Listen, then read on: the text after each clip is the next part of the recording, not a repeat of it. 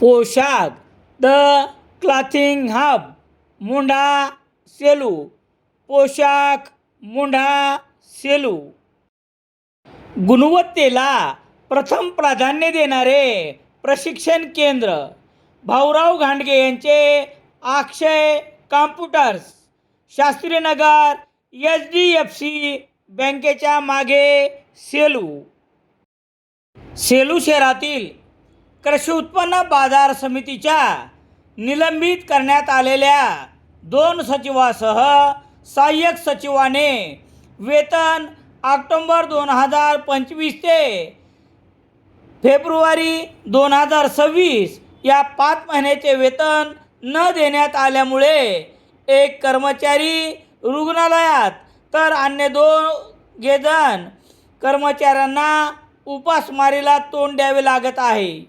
विशेष म्हणजे नियमानुसार निलंबित कर्मचाऱ्यांना पगाराच्या 75% वेतन अदा करणे बंधनकारक असले तरी अशा कोणत्याच नियमाचे पालन सभापती डॉक्टर संजय रोडगे करत नसल्यामुळे वेतन देण्यात यावे अशी मागणी सहाय्यक सचिव DM सिंगणे, लेखापाल NC आजबे यांनी एका लेखी निवेदनाद्वारे जिल्हा उपनिबंधक सहकारी संस्था सेलू, जिल्हा परभणी यांच्याकडे 6 मार्च 2026 रोजी केली आहे.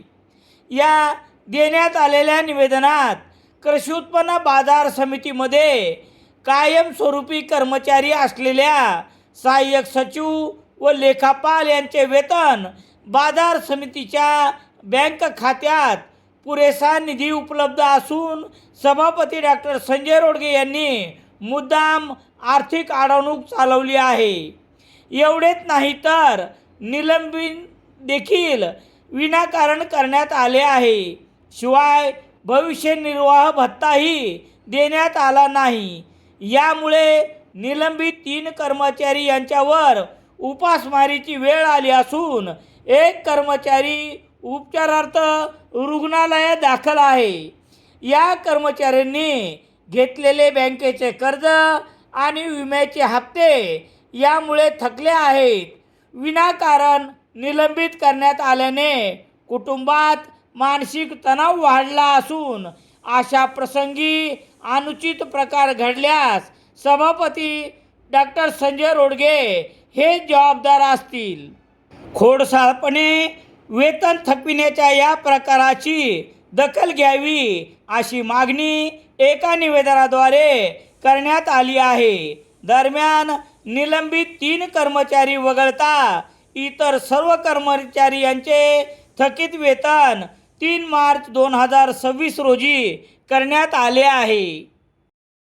इंडियन एक्सप्रेस वृत्तसमूहाचे मराठी दैनिक लोकसत्ता घरपोच मिळण्यासाठी Balaji newspaper agency, bus stand, Selu.